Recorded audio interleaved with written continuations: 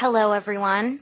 Thank you for joining us for today's presentation, Technology versus Ecology, the ongoing struggle between man and nature, featuring Professor Robert A. Schultz of the University of Oregon. While everyone's getting in and getting settled, I'd like to take a little bit of time to tell you about IGI Global. We are a publisher of the latest research in information science and technology as applied to business and public administration, engineering, education, healthcare, and social science as presented in our books, ebooks, journals, cases, bundled collections, and databases. You will find our presenters' research along with hundreds of other resources dedicated to the subject of library and information science in our InfoSci databases, hosting books, journals, teaching cases, and themed collections segmented by discipline and topic. Our InfoSci databases offer thousands of course and research supplements. Currently, we are offering a 30-day free trial of our InfoSci databases, including the InfoSci books on screen. So you have the opportunity to experience these amazing collections for yourself. For more information, please refer to our website or contact eResources at igiglobal.com. To get started with today's symposium, I just want to review a few housekeeping items to let you know how you can utilize GoToWebinar software today and better participate in our web event. Here we are looking at an example of GoToWebinar's attendee interface, which is made up of two parts: the viewer window on the left, which allows you to see everything that the presenter, Robert Schultz, will share on his screen and throughout his presentation, and then the control panel is at the right. By clicking the orange arrow at the top, you can open and close your control panel. From the View menu, you can also set the control panel not to auto-hide when it's inactive if you prefer to keep it open throughout the presentation.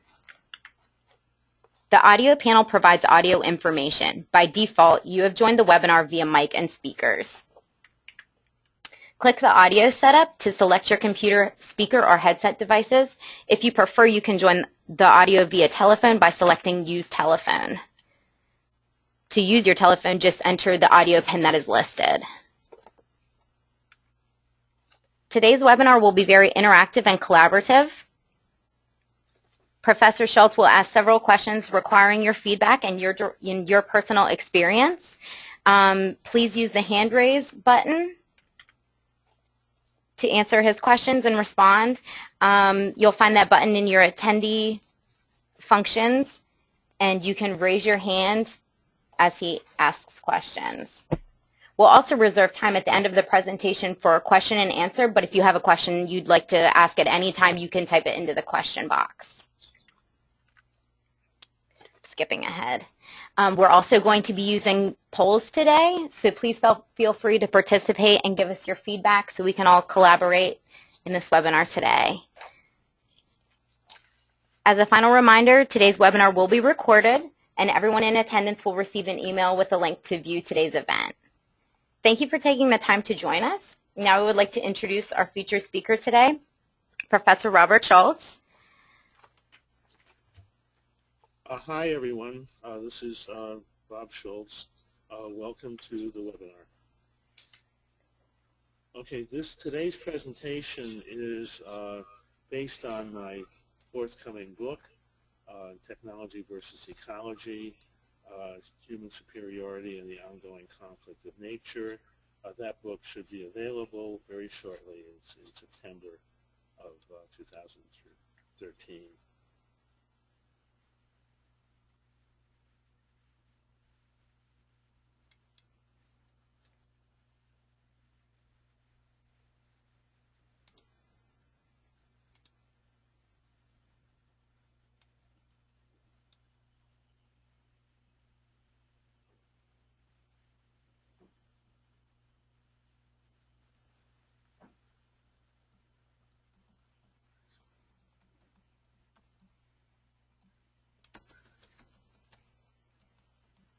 I don't seem to be seeing my presentation, and so I'll have to ask how to get that back.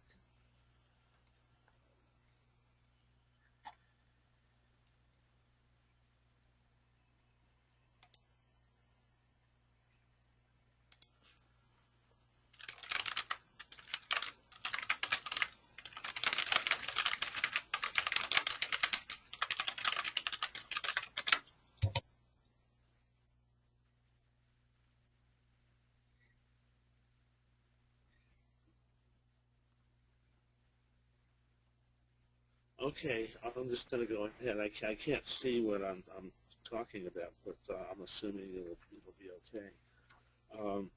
Okay, the overall organization of the presentation is, first of all, I'm going to be talking about conflicts between technology and ecology, and I'll be talking specifically about the contributions of the features of technology that lead to those conflicts, as well as the role of human superiority. And what we'll see from that is that there really is a real separation between human beings and the rest of the ecosystem. And in the second part of the presentation, I'll talk about how that separation from the ecosystem originated, going back 2 million years to the start of human beings constructing tools. And then in the third part, I'll use that information to make some remarks about how we human beings can better align ourselves with the ecosystem. And then finally, I'll make some brief concluding remarks. Okay, next slide.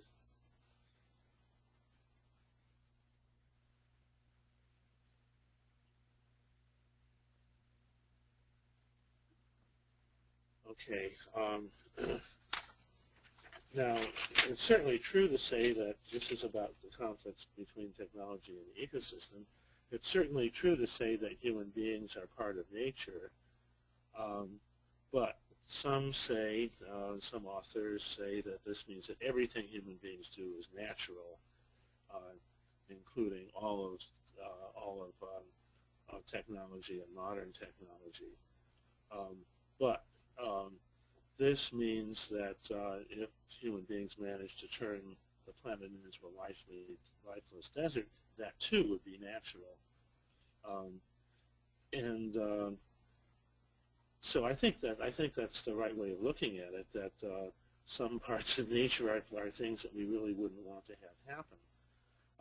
In the past, there actually have been some organisms which have caused major destruction to the ecosystem.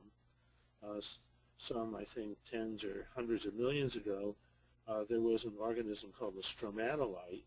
It still is around. You can find them in Australia on the beaches, and they look like giant, kind of misshaped, not quite well-formed mushrooms. They may be a few feet high, and their function way back when was to change the nature of the atmosphere. When stromatolites first became prominent, when they started out, the oxygen content of the atmosphere was about 2%, which is not enough for most animals, current animals and plants. So the stromatolites just produced a lot of oxygen, brought it up to near 20%, our current percentage, and made it possible for the ecosystem to contain our current plants and animals. But the existing plants and animals, which were used to a much lower percentage of oxygen in the atmosphere, well, what happened to them? Well, they oxidized. They simply went away. So yeah, we might be part of nature, but on the other hand, even as part of nature, we can be very destructive. And in fact, what human beings do is has done a fair amount of things which are very destructive to the ecosystem. Such things as pollution, habitat destruction, toxic substances, and the ecosystem is a complex web of interrelationships on the earth which make life possible. And so far, we've been able to live with our damage to the ecosystem.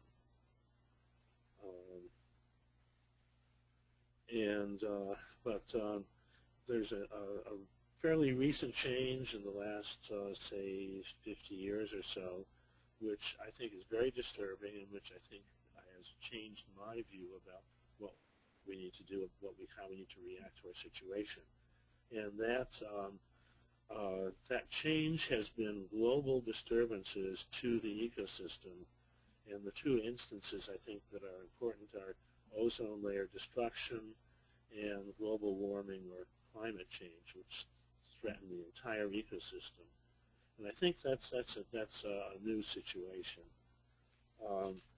Now, I'm not going to talk quite so much about climate change because of the disinformation that now surrounds it. In the book, I call that knowledge pollution. It's a kind of pollution. But the ozone layer is, I think, very instructive. The problem with the ozone layer destruction is, first of all, it was not the result of carelessness or mistake on the part of anybody. It was just simply normal technological development. And back in the 40s, some compounds called chlorofluorocarbons were developed, and one of their major positive features was they simply did not interact with anything whatever in the rest of the environment, so they seemed to be environmentally safe. The inventor of chlorofluorocarbons actually had a press conference, and he actually drank a glass full of the chemicals to show how safe they were.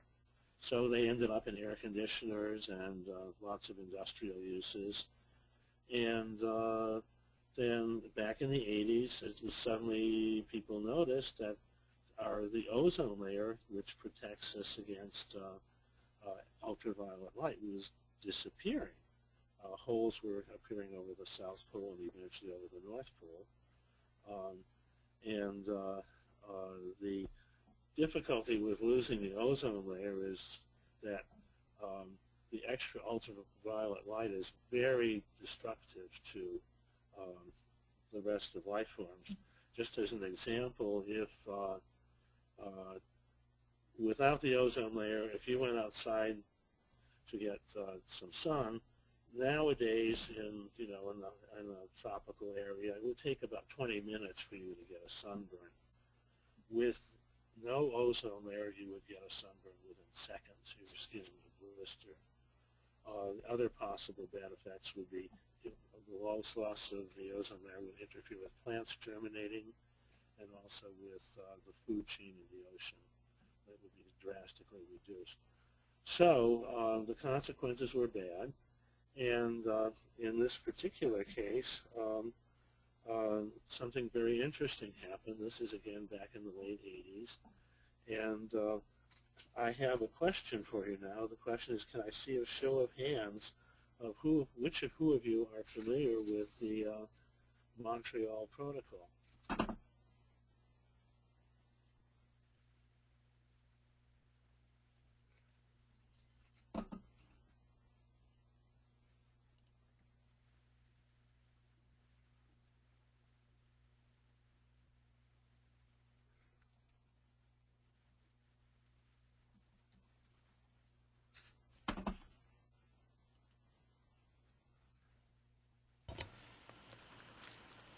Looks like just about 4 people, 5 people maybe. Oh, about 4 people are familiar with it. Okay.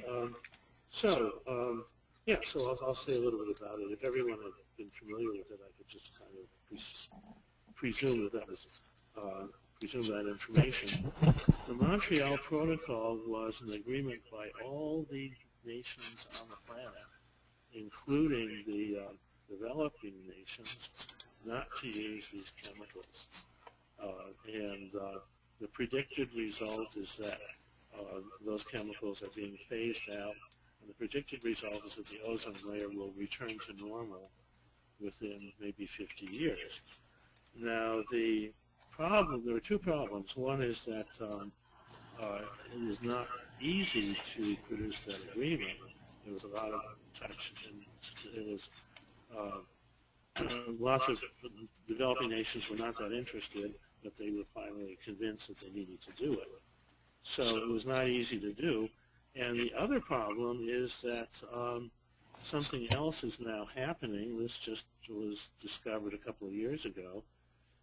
It's because of climate change, global warming, which I'm going to assume is happening regardless of what you think about the causes. but there are stronger storms being produced, and that includes stronger thunderstorms, which previously thunderstorms stopped at the layer of the boundary of the upper atmosphere. If you've ever seen an anvil cloud, that's an instant, and that's an illustration of that. But now with the stronger storms, they're punching through, depositing moisture in the area of the ozone layer and destroying ozone. So here is a new problem to handle. The problem in general with our technological problems is that they it's not that easy to solve them, and the consequences remain unpredictable. Okay, next slide.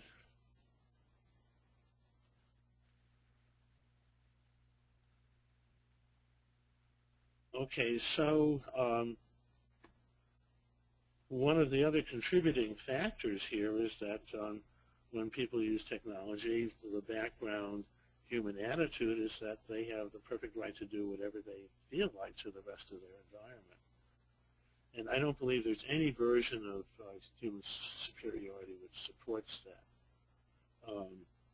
The view that we are in charge of nature is in fact refuted by the fact that our changes to nature, for example, the ozone layer, are causing problems which we actually don't seem to be able to handle.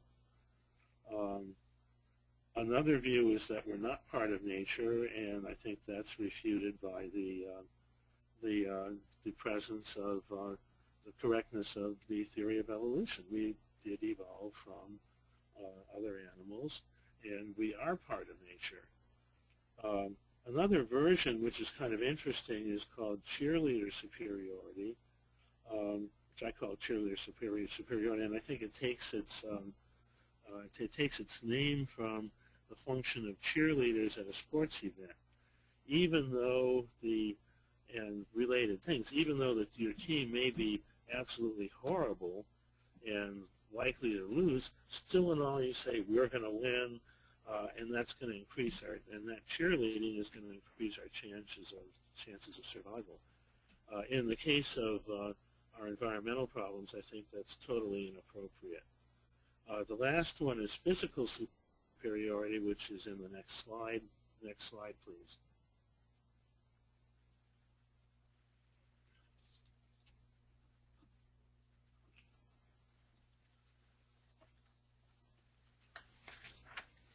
Okay, next slide. Yes, physical superiority. It is true that humans now do physically dominate the environment. Our population has gone from 1 billion in 1800 to 1.6 billion in 1900 to 7.1 billion in 2013. And 50%, it's estimated that 50% of all other species will be extinct because of us by 2100, chiefly because all the extra humans appropriate their habitat. So there's no question about our physical domination of the environment, but physical superiority just does not imply any ethical or value superiority. If it did, volcanoes and hurricanes also have great physical superiority, but that certainly doesn't give them the right to destroy cities and towns and cause human deaths. So physical superiority is not the same as ethical or value superiority. So the fact that we physically dominate the earth implies absolutely nothing about ethics or values. Next slide.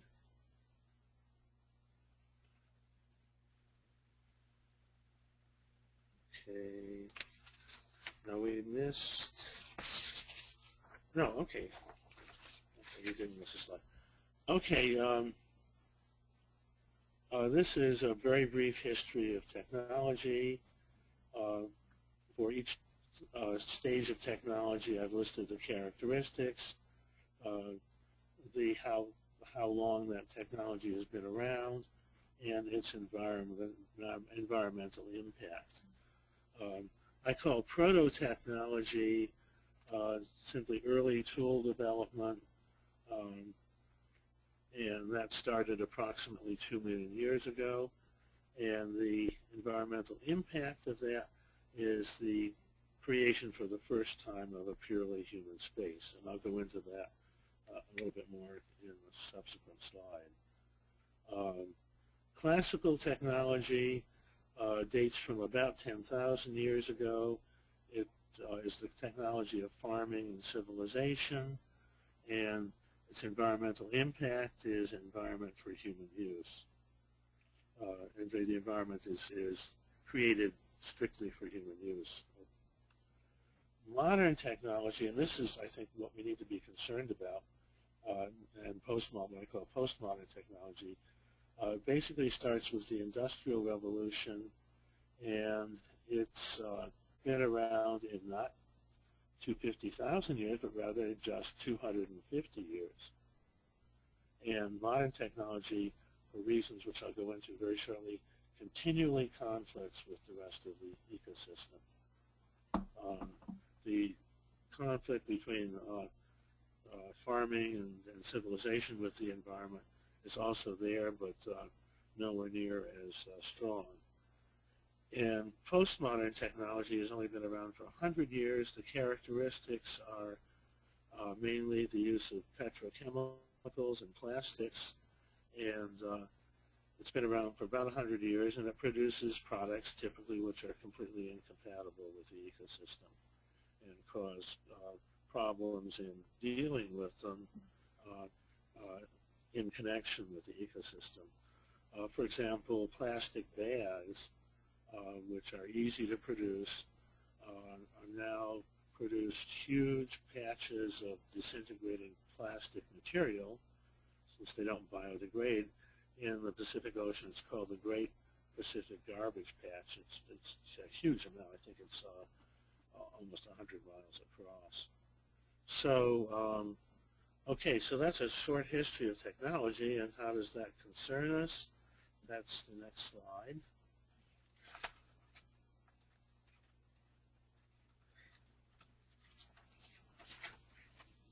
Okay, and as I said before, modern technology and postmodern technology are specifically problematic in the way that they break in their relation to the ecosystem. Modern technology is simply a distinctive way of bringing things into being. It builds a new and incompatible order on top of what was there in order to extract and store energy for later uses. And it treats everything as resources for its own processes. Some examples would be, well, there's some examples further down below, but what you have to realize, the other thing is that as far as the ecosystem goes, it's completely invisible to modern technology. The ecosystem is merely more resources to use in its own processes.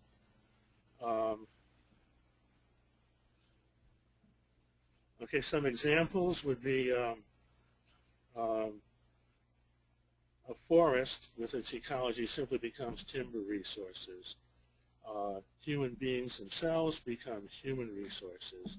Genetic engineering, genetic engineering DNA, which created through generations of natural selection, becomes material for genetic engineering for short-term human purposes. And so that's the problem with modern technology, is that it's by its very nature incompatible with the rest of the ecosystem. Okay, so a couple of other important points about it is that modern technology is sometimes viewed as being a mere means, just a way to get what we want or serve our ends, and that I think is a completely incorrect way of looking at it. It's way more than a mere means. It is a distinctive way of relating to the environment. environment. Okay, all of this, a lot of this view of technology is due to the philosopher Martin Heidegger, and let's see, his major work is on this issue is an essay called The Question Concerning Technology, and that appeared in 1955. Again, in terms of the distinctive features of modern technology include electricity and the uses of electricity. If you think about electricity and batteries, they're pure potential. They're stored energy for later uses, and that's one of the distinctive features of modern technology. Okay. So what I conclude from all this is that there's a real problem now with the way in which human beings are relating to the ecosystem, and a genuine separation from the ecosystem.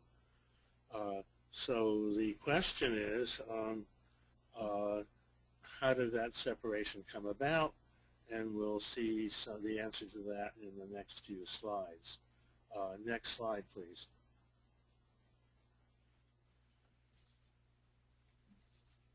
Okay, what we have here is the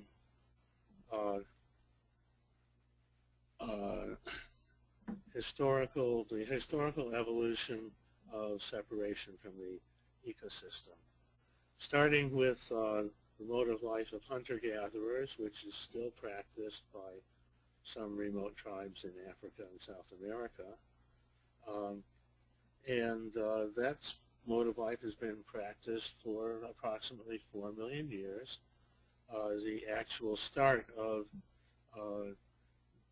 the genus Homo, of which we're a member, Homo sapiens.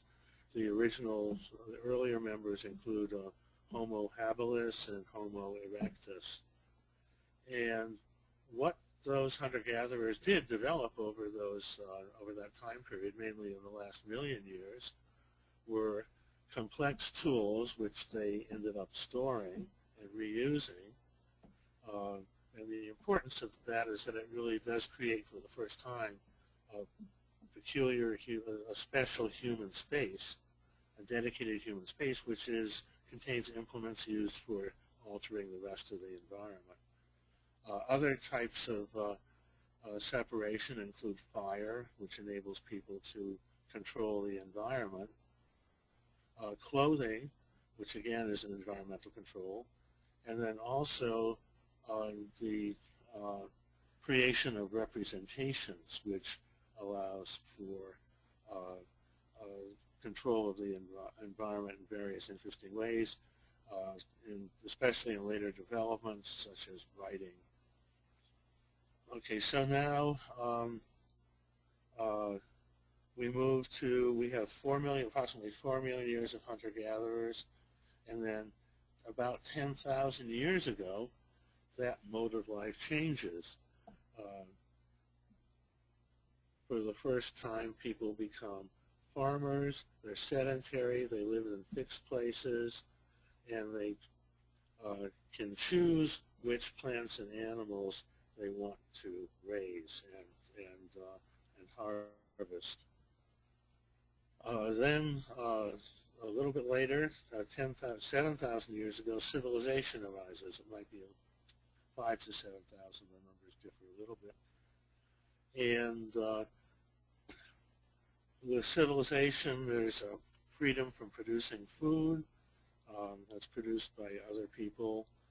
There are hierarchies of authority, which allow complex social organization, and together with that, the proliferation of economic roles, completely different from what was possible with farming and hunter-gathering.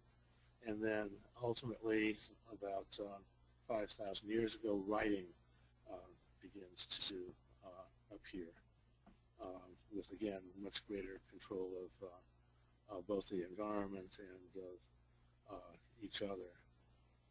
Then 250 years ago, modern technology appears, and the ecosystem becomes merely a resource for human use within civilization.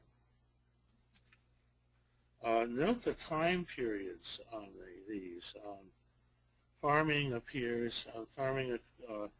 occupies about 6% of our species' time on Earth, and Homo sapiens, and civilization occupies about 4% of our species' time on Earth. Modern technology occupies 1/100th of a percent of our species' time on Earth. So all of these developments are fairly recent, by any kind of standards of the existence of the human race.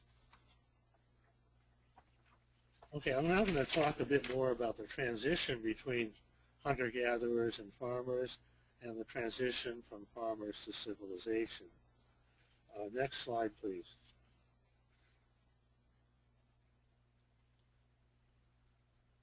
Okay, one of the surprising things about the transition is that farmers work much harder than hunter-gatherers.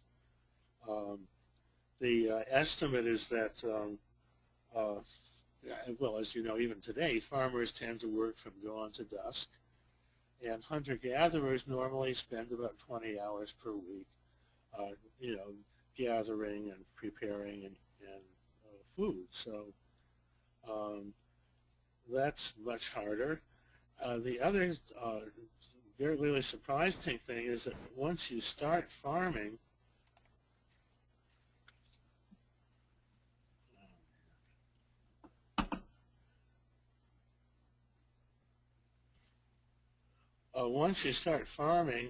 it's very hard to stop.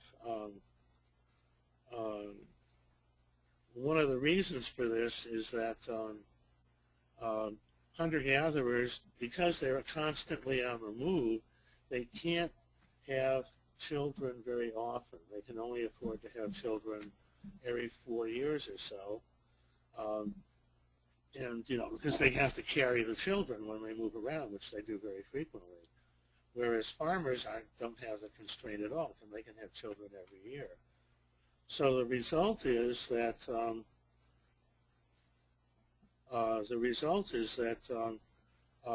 you have a population explosion as soon as you start farming, and it requires much more work to keep everybody fed. One of the research findings here that led to this is farming originally occurred. Most of the original farmers were in the Mideast, in what's called the Fertile Crescent, from the Mediterranean to the Persian Gulf. Basically, anthropological, paleological evidence finds that when early farmers are fully a foot shorter than their predecessor hunter-gatherers. And in fact, that height differential has never quite been made up. So the odd problem is that farming, although it seems to produce more nutrition, in fact, because of the background factors, in fact, people don't generally end up, initially at least, being better nourished by farming.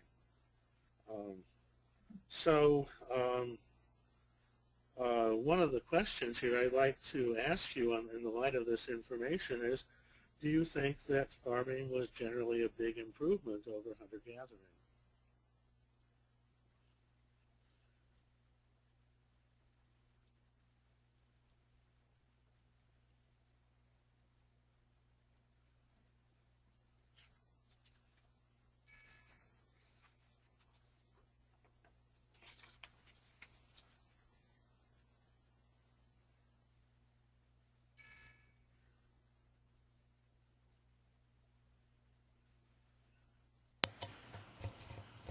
Okay, it looks like we have some mixed results. It looks like 31% said yes, it was an improvement, while 15% said no, it was not. And then the largest percentage was 54% of people said yes and no, farming's benefits were mixed. Okay, I'd be with the 50%, 54%. That's fine. So let's continue then.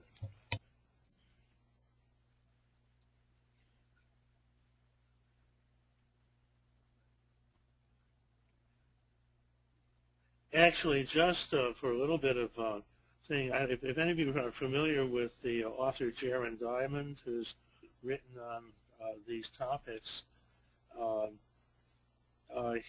he once wrote an article called "Why Farming Was the Worst Mistake People Ever Made." So I don't agree with that, but some people do. Okay, next slide, please. Oh, well, no, we're farming to civilization. Okay, that is the next slide.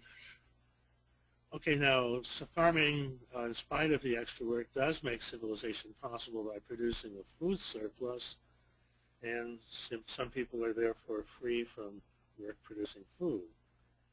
Now, there's no question that when you go to civilization, the resulting new activities and innovations are often regarded as demonstrating the superiority of humans in civilization. Now, I think that point is actually not correct, because almost all of these pursuits and innovations benefit humans only. So only physical superiority is demonstrated. So it doesn't demonstrate the superiority of humans in civilization. And even if you say, well, it's superior, civilization is superior, it's only for human beings. So, okay, next slide, please.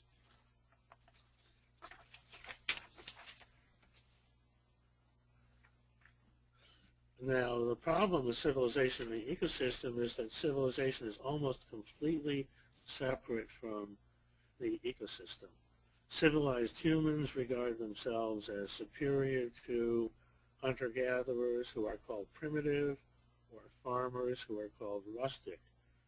And in fact, there's a lot of, that supplies a lot of material for films and novels, the contrast between the city mouse and the country mouse, and the naive country mouse having, having problems. Now, one of the interesting things about civilization is that its changes are really quite enormous. Basically, almost everything in the way that we live changes when we move to civilization. Now, that doesn't seem to be accidental, because civilization arose independently at several locations. Most strikingly in Europe and Asia, on the one hand, and in the Americas on the other, with absolutely no contact between them. And the general features of civilization are the same in both cases.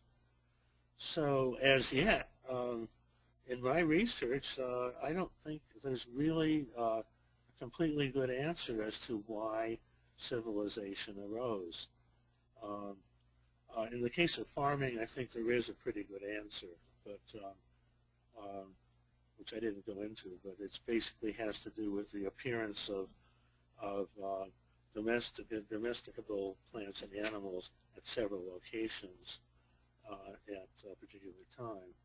However, this knowledge of why civilization arose is really key to our understanding our separation from the ecosystem. So, as of yet, I don't think we have a completely good handle on exactly how that arose. Okay, next slide, please.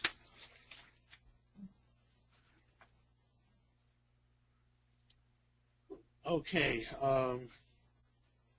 three topics here: sustainability, how much modern technology we need to keep, and how we can live as a species among species. So these are possibilities for more alignment with the ecosystem. Next slide, please.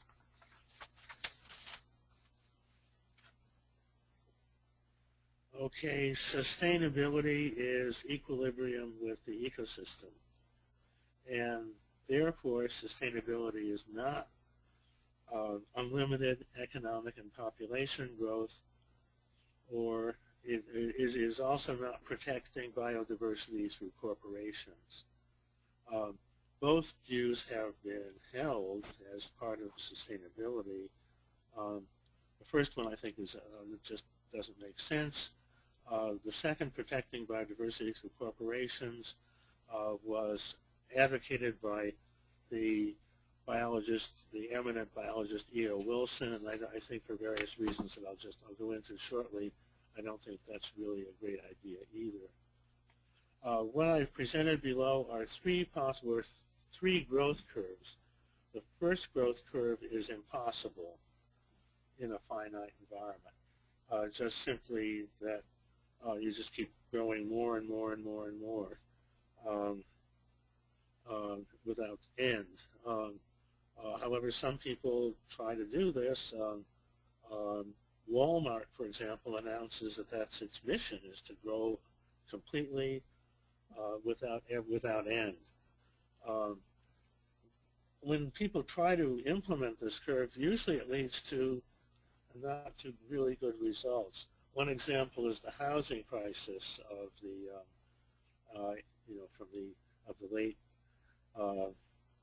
the late 80s through the early 90s.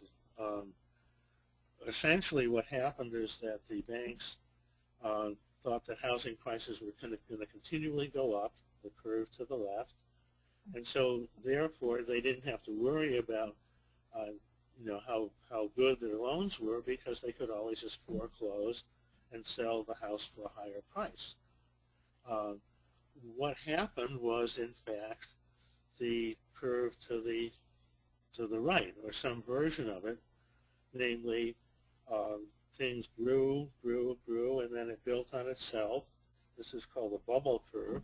Then eventually the whole process catches up with itself, since it's not really based on anything, and you get a crash and a collapse. This can not only happen in financial matters, but it also happens occasionally in wildlife populations too, where a population will simply expand beyond its resources, and then everybody dies, or most everybody dies. The curve in the middle is what we really would like to achieve, is sustainable growth up to the point where we've utilized all the resources that we safely can, and then the growth simply levels off at a higher level. Now, one of the problems with protecting biodiversity through corporations, or in general using corporations as an engine for sustainability, is that corporations as currently constituted have the sole aim of maximizing profits for their shareholders, or for the other principals if it's not a public corporation. That, oddly enough, when corporations were first formulated back in the early 1800s, they did include an ethical component, but that was actually dropped. So what happens? Well, without that, you have interesting cases. I'll just mention a couple of them. One is FedEx, which actually received an award from Harvard University for its plan to replace all of its polluting trucks with lower emission trucks. 10 years later, or I think maybe 5 years later, it was actually an writer in Business Week, checked it out, found out they had only replaced 10 trucks instead of the thousands they were going to. They asked FedEx what had happened. They said, well, we just had a better use for the money. We have a fiduciary duty to our stockholders to produce the maximum results from our investments. So that took care of that. An even worse example is maybe Pacific Lumber. This is back in the 80s. It was an old company. They own a large proportion of all the old growth redwoods on the West Coast. They were taken over through a leveraged buyout by a man named Charles Hurwitz, who specialized in leveraged buyouts. And in order to pay off the loans he incurred to buy the company, he cut down all the old growth redwoods. So although some people in corporations are very well intentioned, some are not. Okay, next slide.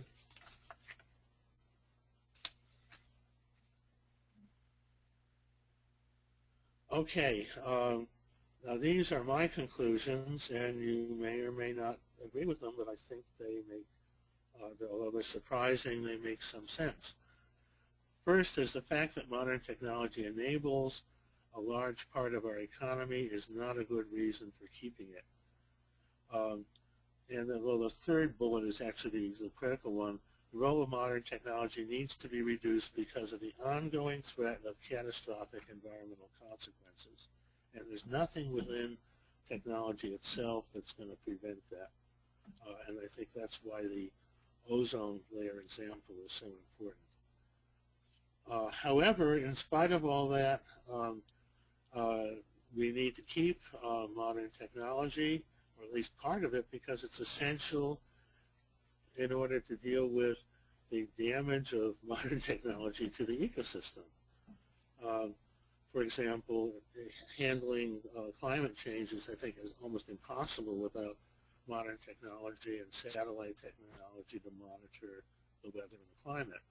Also, for dealing with possible asteroid collisions, that again requires a fairly high-tech capability in order to be able to tell if an asteroid's coming to send us the way of the dinosaurs. So, but my conclusion is that other parts of modern technology that don't contribute to survival need to be reduced as quickly as possible without causing undue harm. And lastly, economic growth needs to be rethought with environmental costs properly included. And this is the view, I think, of a large number of economists as well. That the problem with using a pure market system is that any kind of damage to the environment is just simply not included in the consequences. Okay, next slide.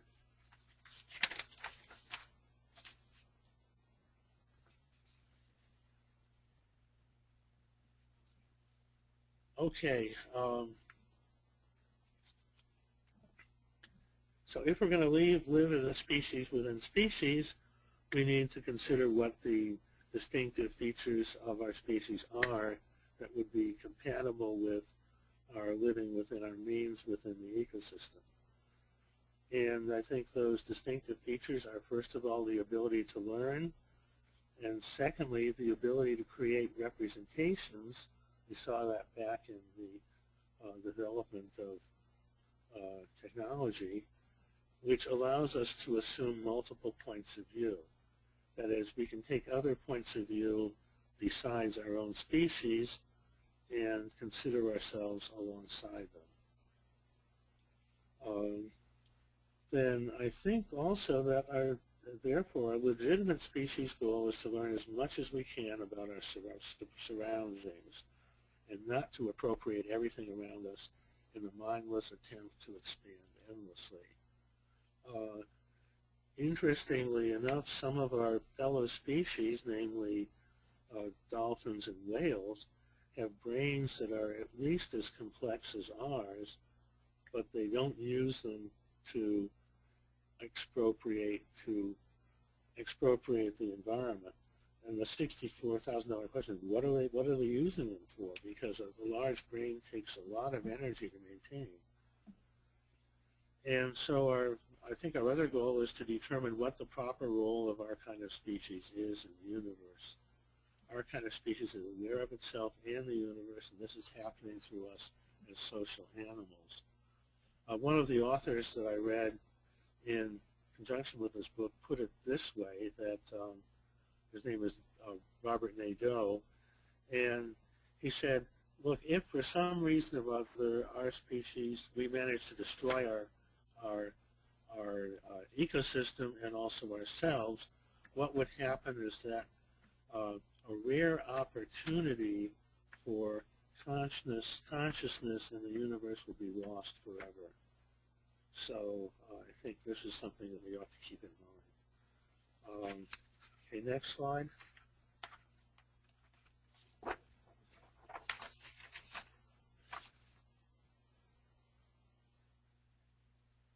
Okay, how do we live as a species among species? We must adopt the attitude that they, that is we, are not superior to the ecosystem, and we must use our knowledge of the ecosystem to determine what will benefit the ecosystem as much as ourselves.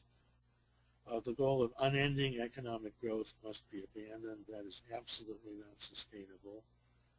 Resources must not be treated as endlessly available, and that's, again, people who are concerned with this issue agree with this. Modern technology itself must be reduced as much as possible. And lastly, the population should be stabilized at some sustainable number for the planet. Various people have different ideas. I think 2 billion is a reasonable suggestion.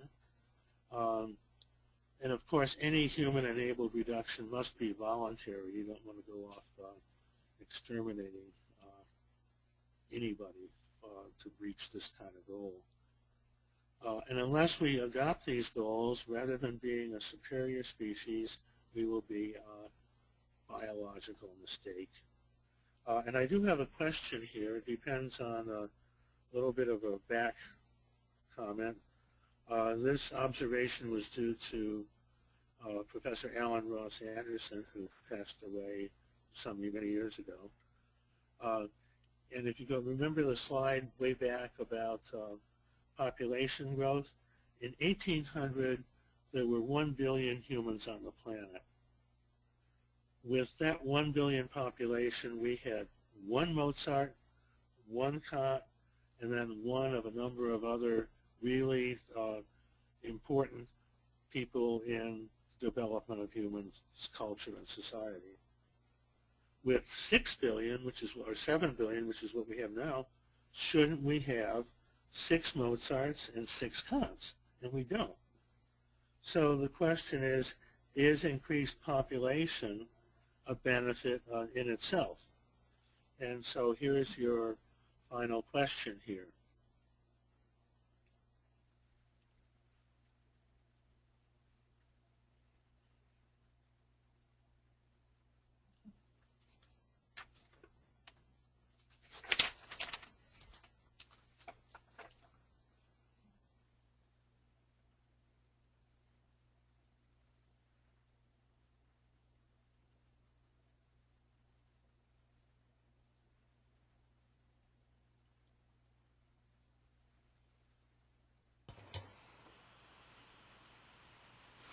Looks like the results are 78% said no, increased population is hurting the environment, and then 22% said yes. Okay, well, good. So that's 78% are sympathetic to what I'm saying, so that's good. Oh,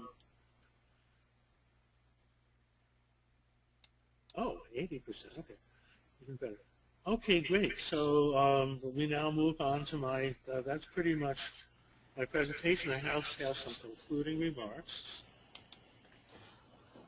a summary, which are the following 4 points. That humans have become dangerously separate from their support system, the ecosystem. That modern technology, by its nature, must conflict with the ecosystem in ways that threaten the entire ecosystem. Human superiority to nature is an illusion, and ultimately our survival rests with our being able to use our knowledge to respect the ecosystem and to live within its limits. So thank you for your attention. I attended a dance festival in Mexico, and what the performers did at the end, the theory was, since the audience had given them their attention, they had to give something back to the audience, and so they threw things at the audience, various kinds of gifts. So given that you're online, I know you can't do that, so thanks for participating in my webinar.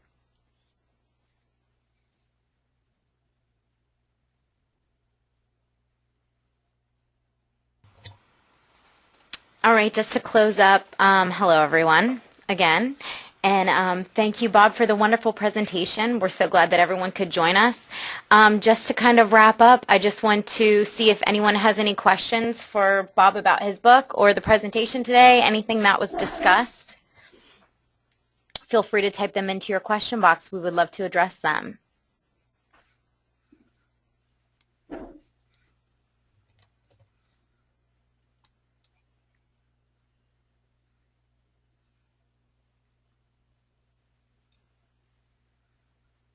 We'll let just a couple minutes. Okay, let's see.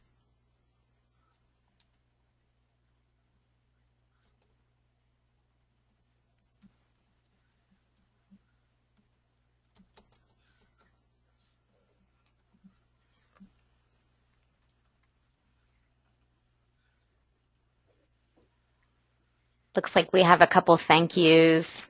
Thank you, everyone, for joining us. Livia also mentioned earlier, agriculture revolution wasn't good for our planet. Just kind of a little bit of commentary. Ross said hello, Bob.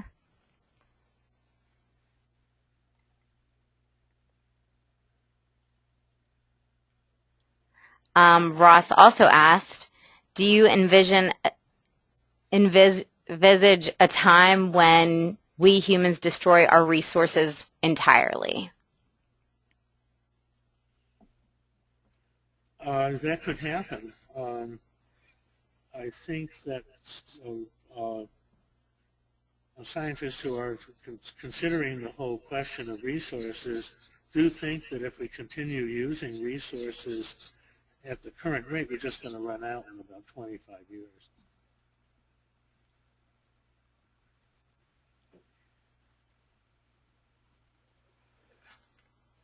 Do you think there's any way to limit this? But one of the things that I really didn't address in this book because I really didn't have any kind of confident answer is specific actions to help things. What I did hope is that by presenting the material that I have in the webinar and in my book, that there will be at least more people sort of aware of the wider context in which these discussions were taking place, and therefore be more enabled and more able to take appropriate action.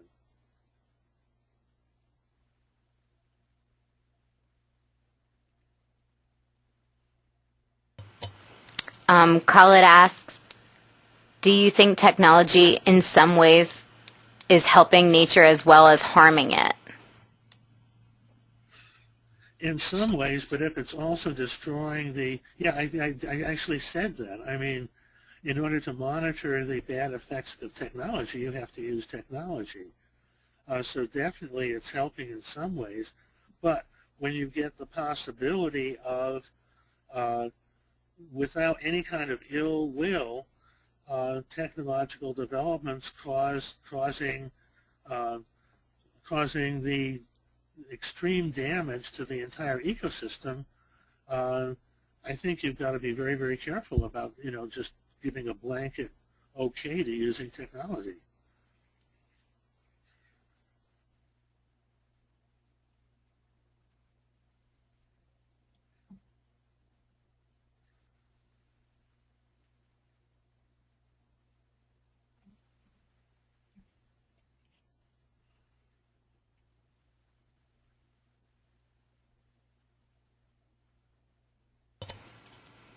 Anyone else? Any more questions?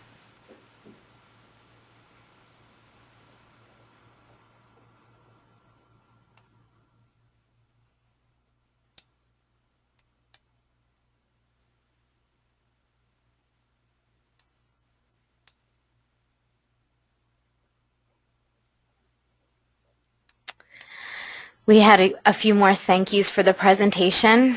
That looks like that might be the end of our Q&A session. If anybody has any more questions, feel free to type them in. We will address them. If you have any other questions for Bob or for myself, feel free to contact me at my information. I just have a couple more slides to go over to just finish up. Like I said, if you do have a question that you think of, feel free to address it. On screen you'll see this is Bob's book with IGI Global, Technology versus Ecology, what the symposium was named after. Just a little bit more elaboration on his research there. This book is featured in IGI Global's Research Essentials collection. This is our latest publication format that just debuted in the 2013 copyright year. The Research Essentials books pack the same high-level research our audiences have come to expect from us with a more comprehensive and smaller reference format. Sorry, I got tied up on that. Publications released in the Research Essentials offer succinct discussion on niche topics. You'll see these are all about very different subjects here. Sized and priced appropriately, these concise, advanced, and timely resources are the perfect supplement for course usage, targeted towards instructors and students as well as the independent researcher looking for the most recent and innovative research in their field. The webinar today has been recorded and all attendees will receive a link to access it directly. It is also available online at our website under online symposiums where visitors can view previously recorded and upcoming featured symposiums. Once again, just thank you everyone for joining us today. Thank you so much, Bob, for the wonderful presentation and taking your time to share your research and knowledge with us. Again, if anyone has any further questions, comments, anything, feel free to let us know. Thank you, everyone, and have a great day. Okay, thanks, everyone.